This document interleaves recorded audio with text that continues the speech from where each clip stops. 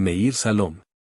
Comunicador social, periodista, director del Centro de Sabiduría Mundial de la Fundación Marcelino Muñoz, autor del sitio web Pensamiento Noajida y uno de los directivos del grupo Bred Olam en Colombia. Con ustedes Meir Salom. Que pueda conocer, muchas gracias por la invitación y a todos los invitados que son de un calibre que me quedo pues humildemente, como Israel López, el profesor Rolando, Néstor Ochoa, bueno, Simón y todos los que están participando esta noche aquí. De manera que, de manera humilde, bueno, agradeciéndoles a ustedes por la invitación y sin dar más preámbulos, vamos a seguir con esta línea de los 7 preceptos de Noah, haciendo claridad porque he visto muchos comentarios en redes sociales de gente que a veces ignora y no investiga, sino que va escribiendo. Entonces dicen, por ejemplo, que cuando Noé escribió estas leyes, y cuando decimos que son las leyes de Noah, no es porque Noah las haya escrito, sino porque fueron dadas a Noah cuando salió del arca. Se entiende que habían ya 6 preceptos desde Adán y le fue dado un precepto más. Entonces, cosas como estas las vamos encontrando a lo largo de las discusiones con gente que no tiene ningún conocimiento de Torah, sino que se basa en libros o en videos que han visto por allí y hacen todo tipo de comentarios. Bueno, a mí me correspondió el 5.º precepto, en realidad estoy hoy de cuarto, pero me correspondió el 5.º precepto, que es el cuidado de la vida humana. Me estoy basando en el libro del rabino Uri Sharkey, el libro Brit Shalom, las leyes prácticas para los hijos de Noé, donde se hace una descripción bien detallada de lo que comprende cada una de estas leyes. El texto comienza con el pasuk de Éxodo 13:13, que dice: el que derrame sangre de un hombre por el hombre, su sangre será derramada, porque a imagen de Dios hizo él al hombre. Génesis 9:6. Aquí hay algo bien curioso, porque cuando decimos de que el hombre fue hecho a la imagen de Dios, no significa que Dios tenga forma de hombre. Esto es algo que algunos cristianos de pronto han tomado para decir de que hace referencia a la figura de Jesús, pero no es así. Cuando hablamos del Dios de Israel, estamos hablando de un Dios eterno que no tiene forma ni no tiene comparación tampoco. A pesar de que se puedan encontrar textos donde dice el brazo de Dios, Dios escuchó, Dios vio, Dios pensó, o Dios caminó, no es porque tenga pies, porque tenga brazos. Ese antropoformismo es lo que estaba explicando ahora nuestro amigo profesor Rolando acerca de la necesidad del ser humano de darle forma a algo que no entendía, a eso que adoraba. Entonces lo asimilaron a lo que conocían. Y cuando encontraron en el texto que había hecho al hombre a su imagen y semejanza, entonces entendieron forzadamente, es una mala traducción de hecho, que había sido el cuerpo del hombre había sido hecho a la imagen de este ídolo de la religión occidental. Bueno, nos vamos a lo que dice el Rab Uri Sherki. Rabbi Akiva dijo: es amado el hombre creado a imagen de Dios, y añade: ama a tu prójimo como a ti mismo, y esta es una gran regla en la Torá. Y hice mi presentación en las primeras líneas haciendo referencia a lo que trata de explicar la religión occidental, la religión cristiana, porque cuando usted lee este texto, ama a tu prójimo como a ti mismo, y esta es la regla en la Torá, van a decir, ¿quién dijo eso? Entonces van a decir que fue el ídolo al que estamos haciendo mención, y no hacen referencia a Rabbi Akiva, que realmente fue la persona en el siglo I que dijo esto. Entonces, vale la pena la aclaración allí, porque primero el domingo que el lunes, ¿no? Entonces, para que no se preste de pronto a equivocaciones. De hecho, entonces, entendemos que la vida es el don, el regalo más grande que Dios le ha entregado a la humanidad, a la creación, y el ser humano, no tiene derecho a suprimirla, puesto que no le pertenece.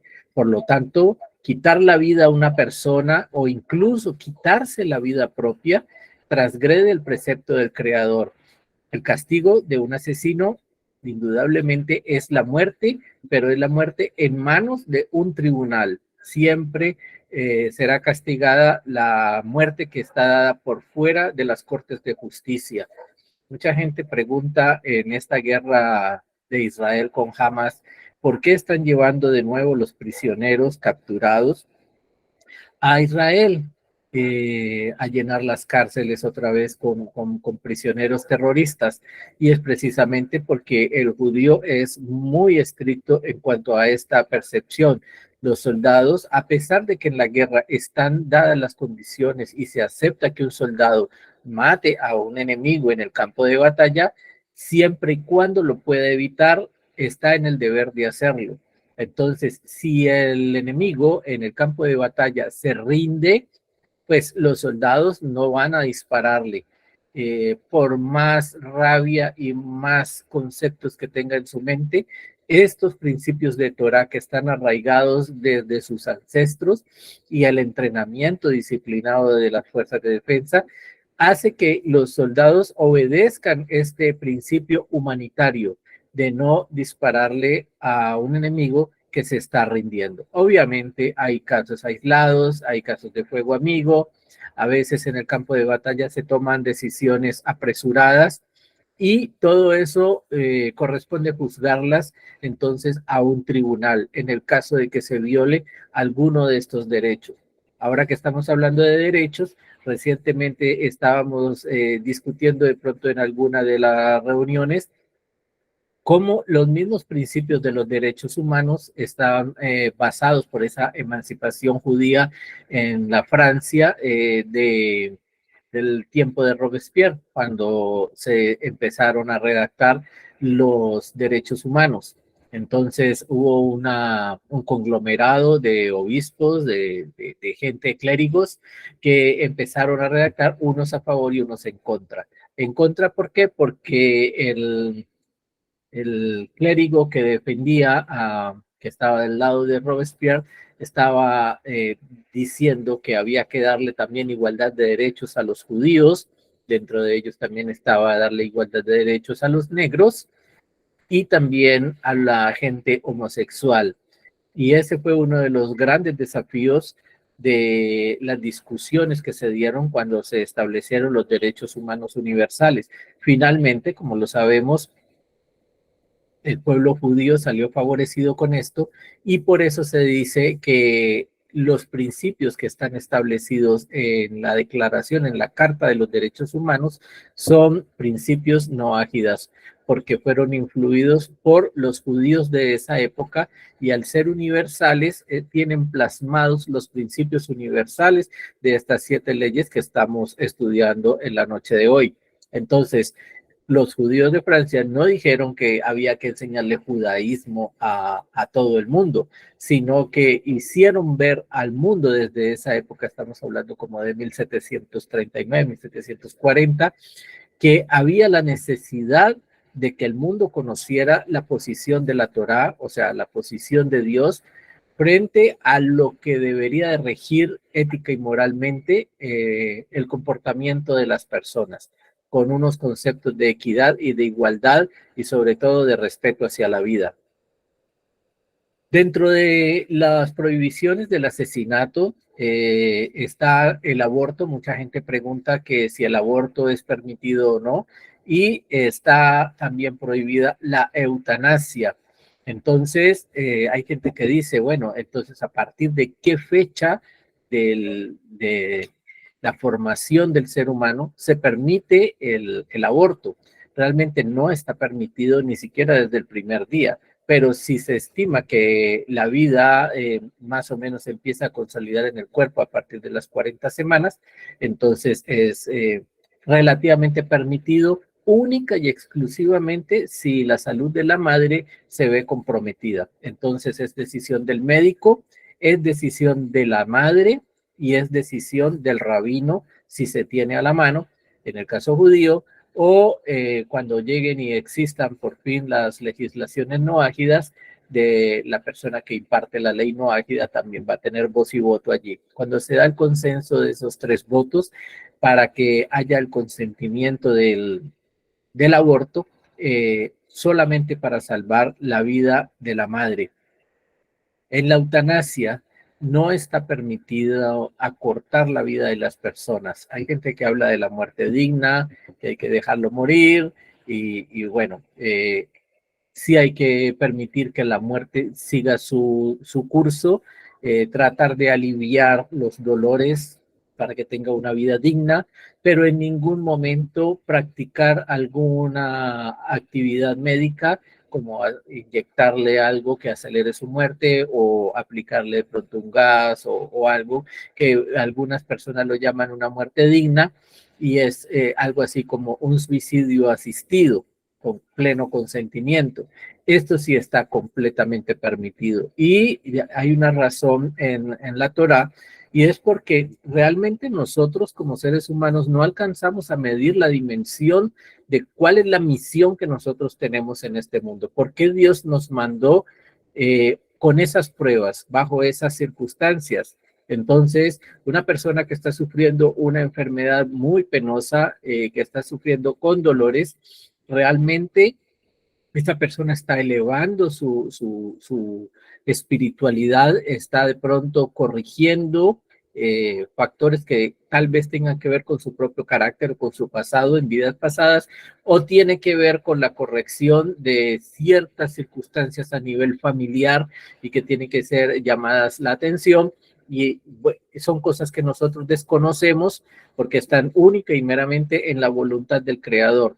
Entonces, como es voluntad del Creador y sabemos de que todo lo que hace Él lo hace para bien, a pesar de que estamos sufriendo una enfermedad de pronto muy dolorosa, tanto para el enfermo como para la familia, no tenemos el derecho de intervenir para acelerar la muerte de esa persona. Entonces, esa muerte asistida, ese suicidio asistido, no está permitido ni dentro del judaísmo ni dentro de las leyes no ágidas.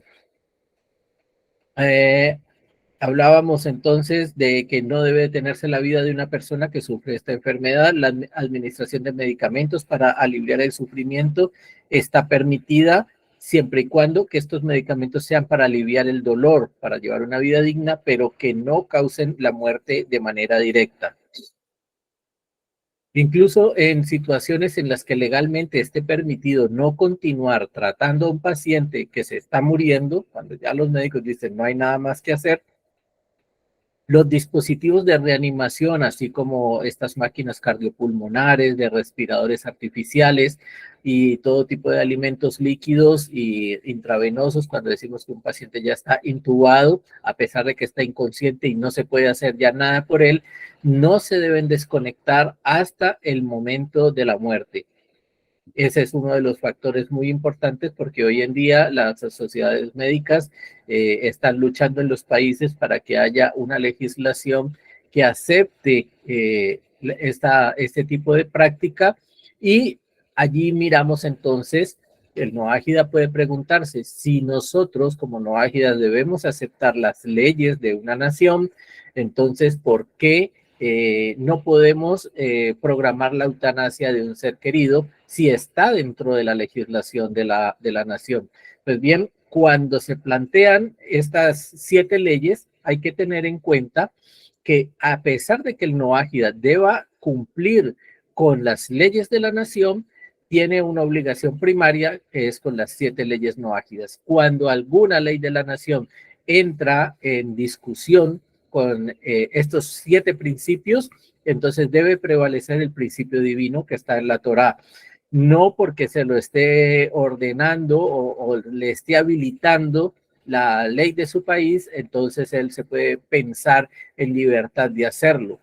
Por ejemplo, hay leyes que facilitan el aborto, que dicen el aborto es permitido en algunos países.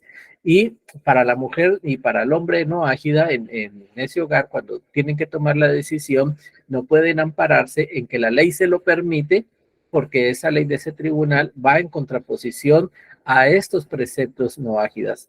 Y esa persona, cuando es un no ágida, no estoy hablando de una persona que no cree en nada o que cree en idolatría o que tiene otro tipo de creencias y no está apegado, sino la persona que ya ha asumido cumplir y cargar sobre sí y practicar las 7 leyes no ágidas. Por eso es tan importante que la persona no se autoguíe en el camino del noajísmo, sino que sea conducido por una comunidad a través de estudios no ágidas, ojalá con un rabino que sea especializado en estudios no ágidas y que le pueda explicar todo esto. Y cuando esa persona finalmente lo asume, nosotros en Brit Olam y creo que en otras comunidades hacemos el Bet Din, que es el juramento ante un tribunal rabínico conformado por 3 rabinos certificados, y el requisito mínimo, aunque no hay un requisito, pero lo mínimo que una persona debería de tener para hacer ese juramento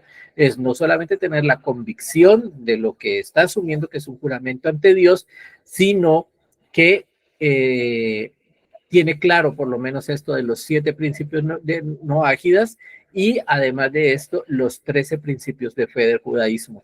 Con esas 2 bases, la persona puede presentarse, si lo tiene claro y lo acepta hacer, está asumiendo sobre sí ese yugo de que va a empezar a cumplir. Entonces, esa persona debe anteponer las 7 leyes de Noach frente a cualquier ley que le permita. Hay un principio muy básico en la Torá, y es que dice, en aquello que te está permitido, aún te debe de restringir. Entonces, no por el hecho de que se me permita hacer ciertas cosas socialmente, pues yo lo voy a hacer, solamente porque está permitido socialmente o porque la ley de ese estado de pronto son unas leyes corruptas o unas leyes que les falta todavía pulir y no están a la altura de la moral de lo que nos enseña la, la Torá. La persona que mata accidentalmente a alguien es una persona que no, pues de pronto por negligencia, en un accidente, algo que puede llegar a suceder, está exento de la pena capital cuando es llevado al tribunal, pero eh, esta persona de todas maneras debe ser llevada a un tribunal y debe tener algún grado de castigo, porque estamos hablando de que alguien perdió la vida, otro ser humano perdió la vida. Entonces no es de que va a salir libremente, hay que analizar las circunstancias del accidente. Por ejemplo, si es un accidente automovilístico y fue causado por la imprudencia de un conductor que se pasó una señal de tránsito, pues allá hay un agravante. O es una persona que iba en estado de embriaguez o iba en cualquier otro estado alterado y causó la muerte de alguien, de un peatón o de otro conductor, pues entonces allí también tiene sus agravantes. ¿Por qué? Porque tomó la decisión de, a pesar de estar en estado de ebriedad, de conducir el vehículo. Y ya eso es un agravante, creo que en la mayoría de los países. Dice Pablo Techera, en un caso así se debe resarcir el hecho, correcto. Hay un castigo proporcional a la culpa. Puede que los familiares de la víctima estén clamando más por una venganza, pero pues en este caso se acata lo que dicen las leyes.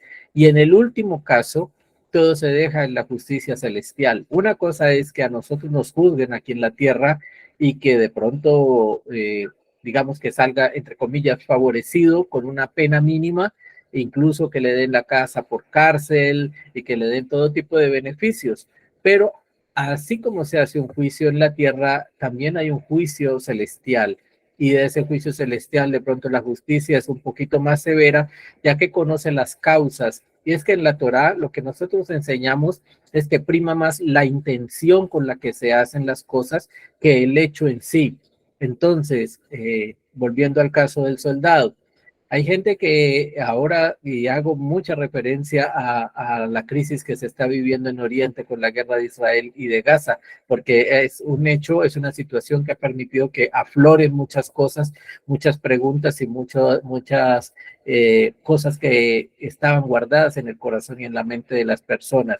Entonces dicen por allí, es que Dios ordena no matar, y creo que la traducción en realidad es no asesinar, porque habla más de la intención de matar. Uno no es tanto el hecho de quitar la vida a la otra persona, sino con la intención que se le quitó la vida a la otra persona. Cuando hay esa alevosía, esa maldad, esa premeditación, entonces obviamente allí hay algo muy grave y que merece ser castigado. Así no lo castigue la ley del país, la justicia del país, pero va a ser juzgado por una justicia celestial. Y de pronto en la Torah, cuando se habla de que hay pena capital, no se refiere a que la persona necesariamente tenga que perder la vida en este mundo, sino que esa pena de muerte se refiere más a una muerte espiritual que tiene que ver con los juicios celestiales. Decíamos que un soldado que está a punto de ser llevado cautivo tiene permitido matarse a sí mismo si él teme ser abusado por sus captores. Entonces, allí hay una permisión que deja la Torá para el soldado que sabe que va a sufrir torturas, que lo van a maltratar, que va a sufrir una muerte lenta. Ese soldado en esa acción de guerra puede apelar a su suicidio y no va a ser condenado por eso. Sin embargo, a un judío que se le ordene hacer idolatría, porque si no lo van a matar, entonces le dicen arrodíllate aquí ante el ídolo o te vamos a matar, como sucedió de pronto en tanto pogromo durante la Inquisición, que tenían que adorarse o besarle el anillo al sacerdote o inclinarse frente a la cruz, y entonces estos judíos no lo hacían y eran quemados vivos en plazas públicas. Sin embargo, para el no ágida sí le es permitido. Aquí hay que hacer una aclaración, porque hay gente que está leyendo libros que son para judíos, libros de legislación judía, y en el libro de pronto de Sanedrín, el Tratado Talmud de Sanedrín, es muy explícito cuando dice que la persona no debe inclinarse ante el ídolo y es preferible que muera a que cometa idolatría. Esa es una ley que está, ese precepto para los judíos.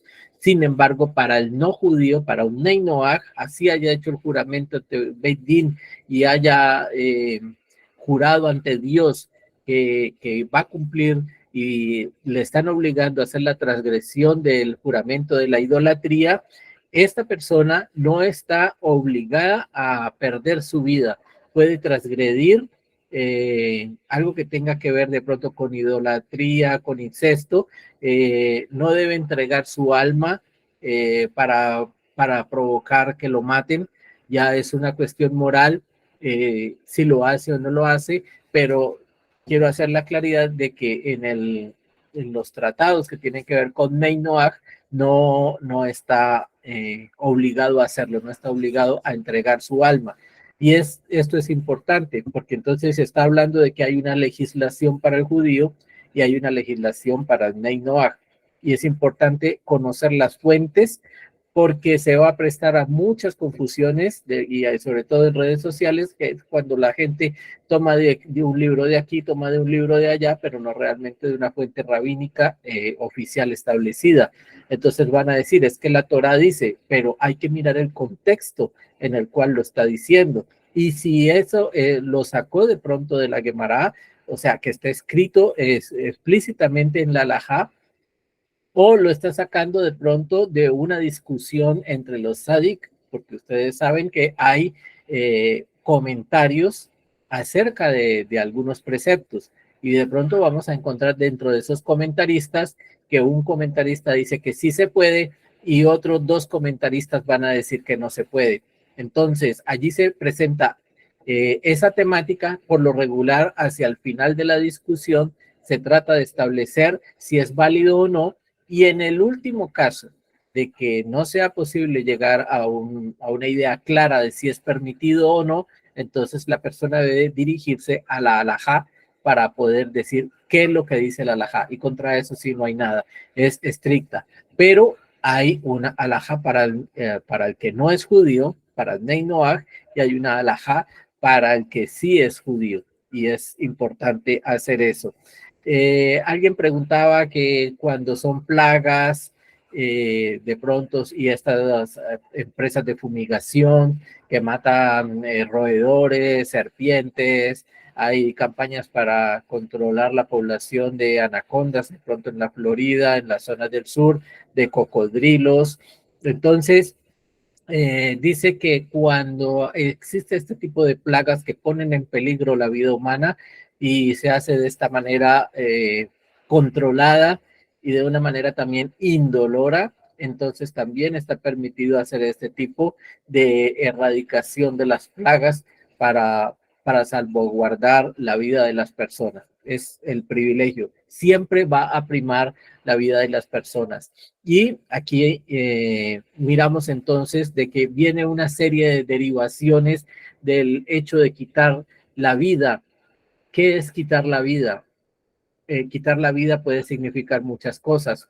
Por eso, dentro de los preceptos de no derramar sangre está la prohibición de la shonará, o sea, la prohibición de hablar mal de una persona, porque cuando se habla mal de una persona, también se le está matando a esa persona, se le está matando su dignidad, se le está matando su presentación ante la sociedad, se le está muchas veces dañando su relación familiar, su relación laboral, y esto es atentar contra la vida, contra la dignidad de esa persona.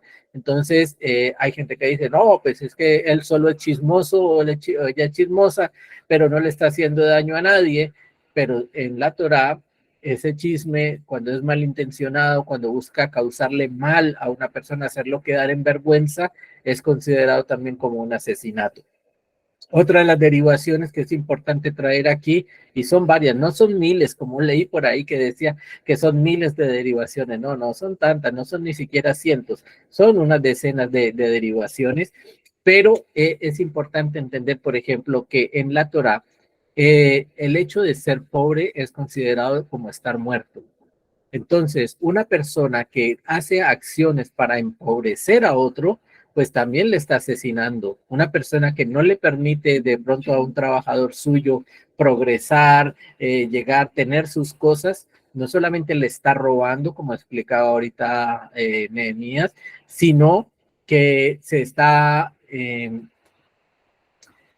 ya te voy a responder, Rosa. Se está realmente matando a esa persona. ¿De dónde sacamos eso? Cuando el sobrino de Jacob, Esab, le dice que tiene que ir a matar a Jacob, y él se presenta ante Jacob y le dice, mira, mi papá me acaba de dar la orden de que tengo que matarte. Y Jacob le dice, mira, está bien, el sobrino no lo quería matar, le dice, llévate todo lo que es mío, llévate todo mi dinero, llévate todas mis cosas y déjame sin nada.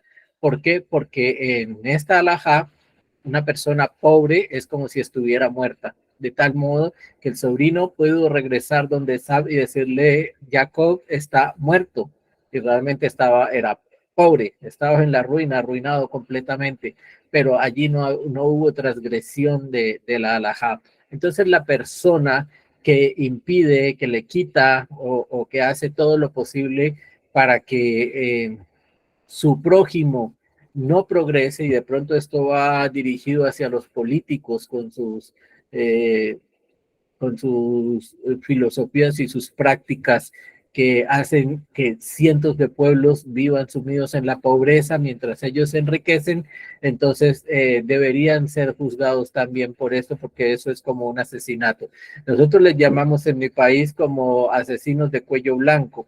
Son personas que tienen un lugar prominente en la sociedad, pero que en realidad con sus acciones están haciendo que haya más pobreza, que haya más indignidad de la vida humana, que es realmente los índices ya que sobrepasan todo nivel de pobreza, y vemos cómo hay políticos corruptos que se valen de sus empresas, que se valen de sus socios, de las personas que están con ellos, para conducir a grandes cantidades de población a vivir en estos cinturones de miseria. Eso también es asesinato, son asesinatos sociales, independientemente de que se esté quitando la vida, pero se les está quitando la dignidad, y cuando se le quita la dignidad a un ser humano es como si estuviera muerto.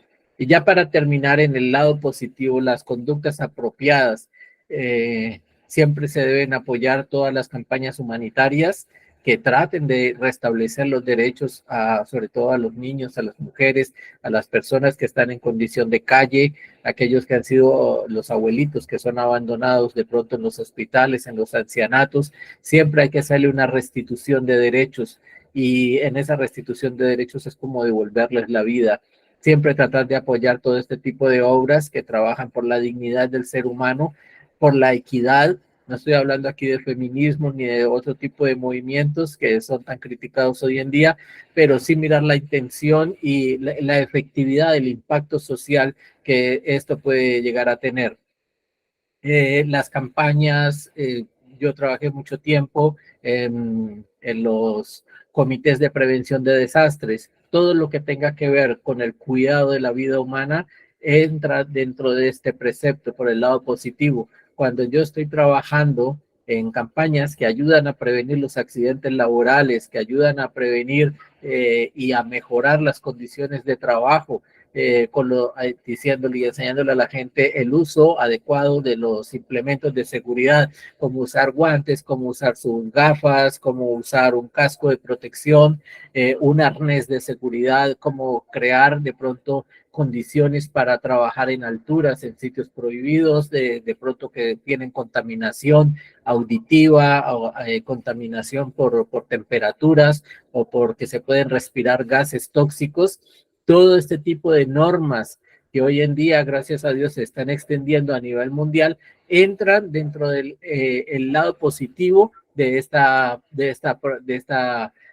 prohibición. Recuerden que cuando se da una prohibición, también analizamos el lado positivo, o sea, si se prohíbe algo, ¿qué es lo que se promueve hacer? Entonces, generar acciones que salvaguarden no solamente la vida, sino la dignidad de las personas.